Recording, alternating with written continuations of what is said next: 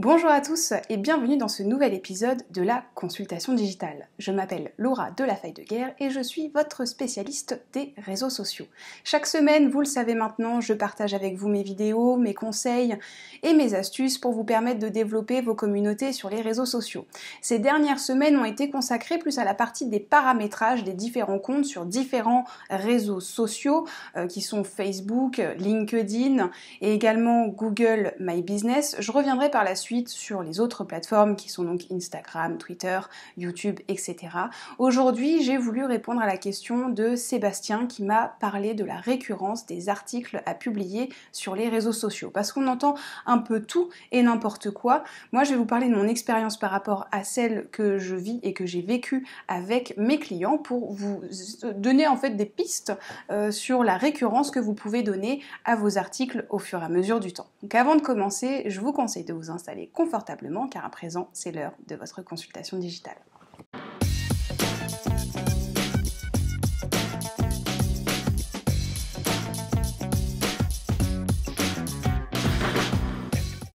Alors comme je vous l'ai expliqué, je vais répondre à la question de Sébastien qui me demandait combien de fois par semaine il fallait publier sur les réseaux sociaux. C'est une question qui soulève pas mal de réponses qui sont diverses et variées, autant par rapport au nombre de posts que vous devez publier par semaine que l'heure à laquelle vous devez les publier.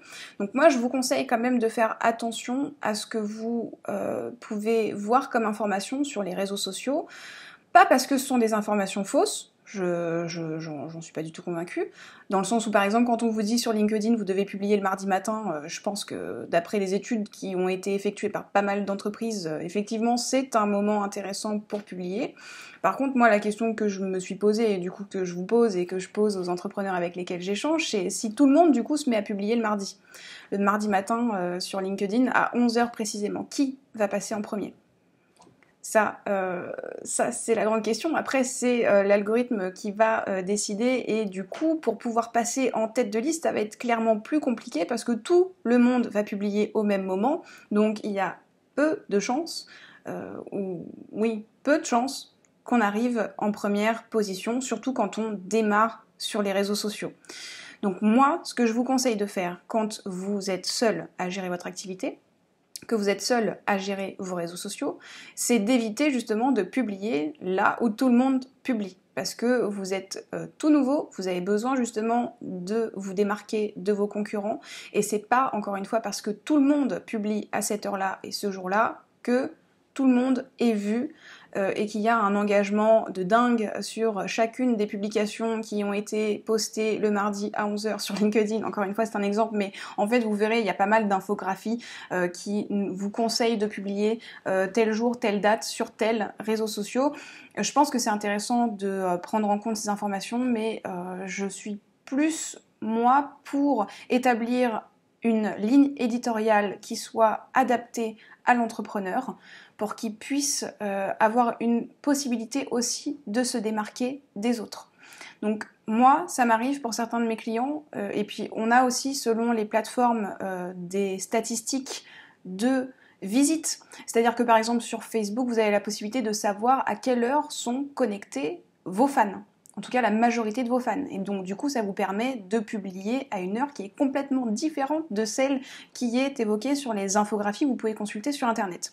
C'est un peu différent sur les autres réseaux sociaux, mais c'est vrai que la force de Facebook par exemple c'est d'avoir cette notion-là qui arrivera certainement sur LinkedIn parce que comme je le disais dans une précédente vidéo, LinkedIn fait énormément de mises à jour pour permettre justement aux entrepreneurs et aux pages entreprises de communiquer et d'avoir accès à un maximum d'informations sur leurs fans, sur l'engagement et pas mal d'éléments.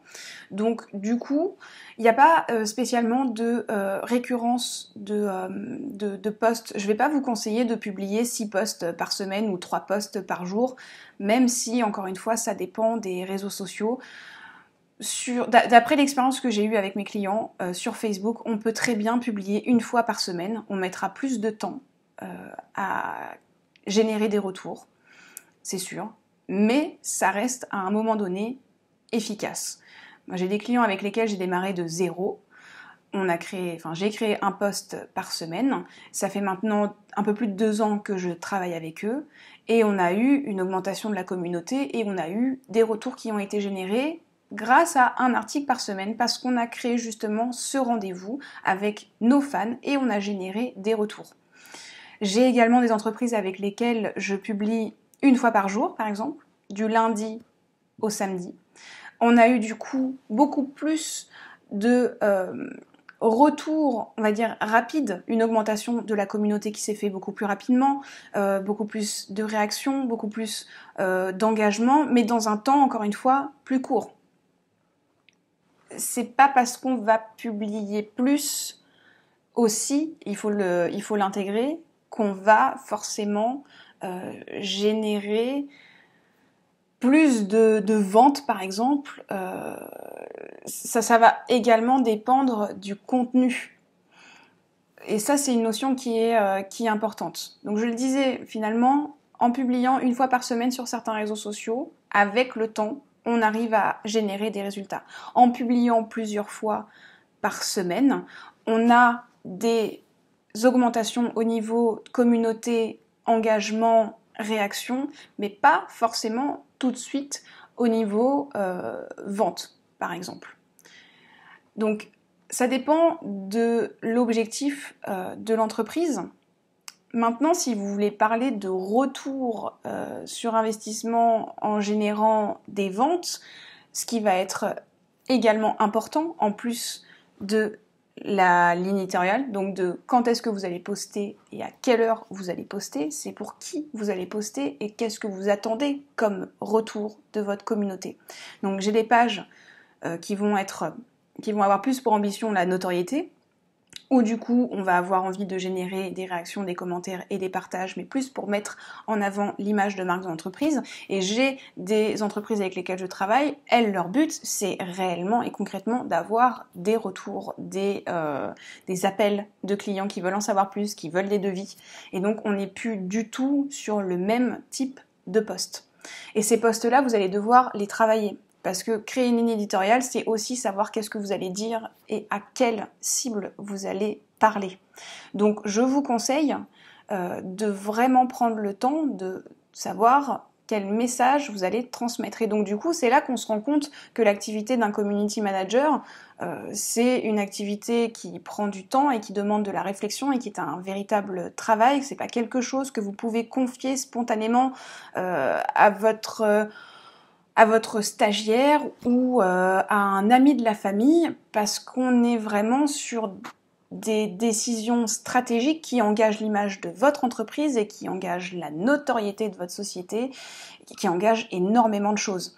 Maintenant, être sur les réseaux sociaux, c'est prendre part à cette activité, prendre une place dans un univers qui est déjà pas mal construit, donc éviter de faire n'importe quoi, de dire n'importe quoi, de partager n'importe quoi, donc de vraiment réfléchir aux publications que vous allez poster.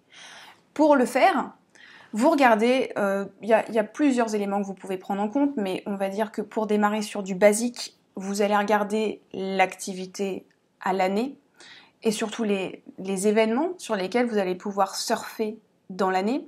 Je prends l'exemple encore une fois de mon institut de beauté. On va voir si oui ou non on se penche sur les événements type Black Friday, Noël, Saint-Valentin, été, les 4 saisons, etc.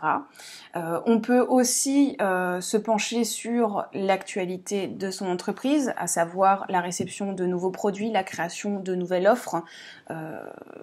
C'est aussi des choses qu'on peut communiquer sur les réseaux sociaux. On va avoir aussi de manière spontanée la possibilité de partager des articles qui parlent de l'univers. En fait, tout ça, ça va constituer une ligne éditoriale avec des articles divers et variés, mais qui ne parlent pas seulement de nous, mais aussi de toute la sphère professionnelle dans laquelle on est positionné. Et donc ça, c'est également extrêmement important.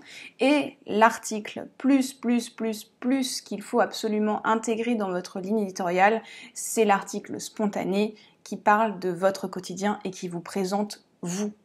Ça, c'est hyper important. Je vais prendre l'exemple d'un restaurateur qui va du coup publier régulièrement ses plats, qui va mettre en avant sa carte, oui, ça va fonctionner. Oui, de voir des belles assiettes, ça va générer de l'engagement, des commentaires, également des partages et éventuellement en plus des liens vers l'agenda pour réserver un créneau pour réserver sa place au resto, son dîner ou son déjeuner. Donc oui, ça c'est possible.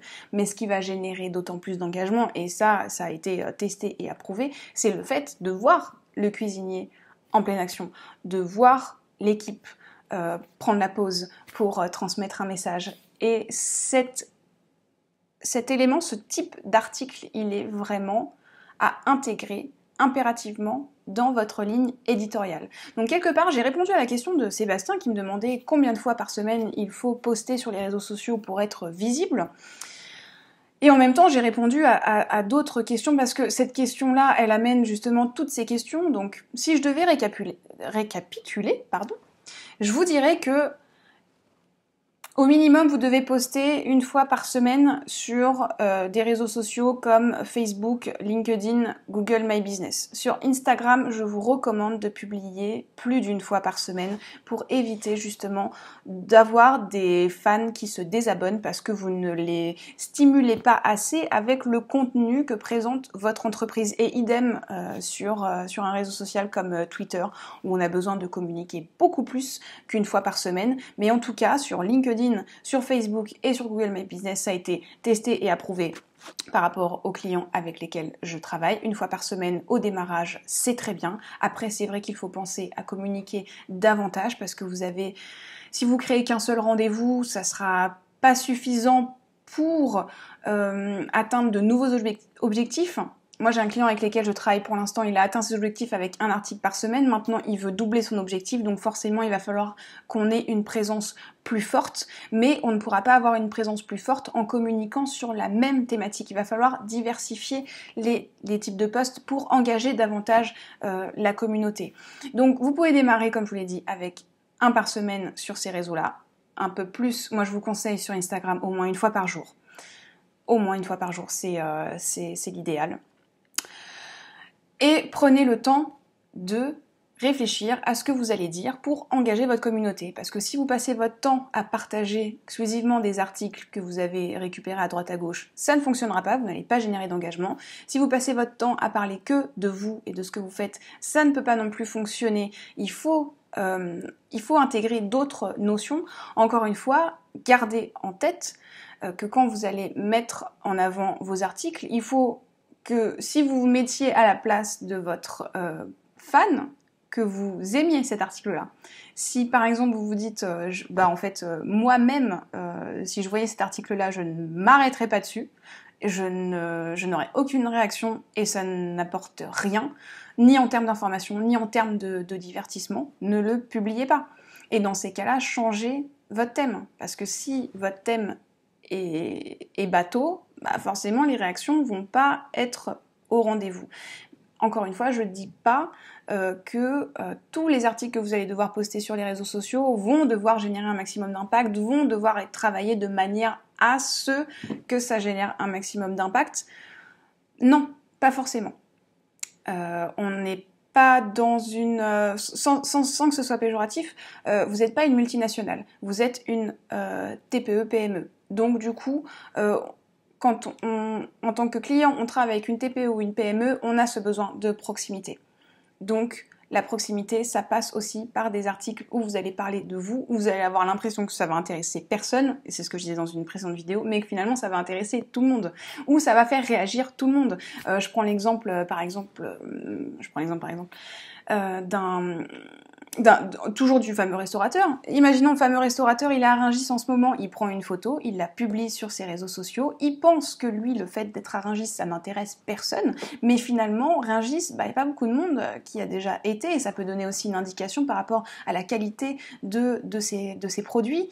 Donc, et puis même, moi j'y suis jamais allée non plus à Rungis, mais s'il faut, c'est des étalages à perte de vue, en tout cas un univers qu'on ne connaît pas, qu'on connaît de nom, mais qu'on n'a jamais vu, qu'on n'a jamais identifié, et qui peut du coup plaire à la communauté, alors qu'à la base, pouviez vous dire, moi je vois pas l'intérêt de prendre une photo à Rungis, mais finalement, là, en vous détaillant les avantages que ça peut procurer en termes d'image, en termes de notoriété, de se dire, tiens, on a un restaurateur qui se déplace, lui, pour aller chercher les produits qui lui conviennent, qui se déplace en plus à Rungis pour aller chercher des produits frais, et qui en plus partage avec nous cette passion de la cuisine, parce que la cuisine c'est pas qu'être dans sa cuisine et cuisiner, c'est aussi aller à la rencontre de producteurs, aller à la rencontre des éleveurs à Rungis qui proposent leurs produits. Donc vous voyez toutes les valeurs qu'on peut intégrer dans un article.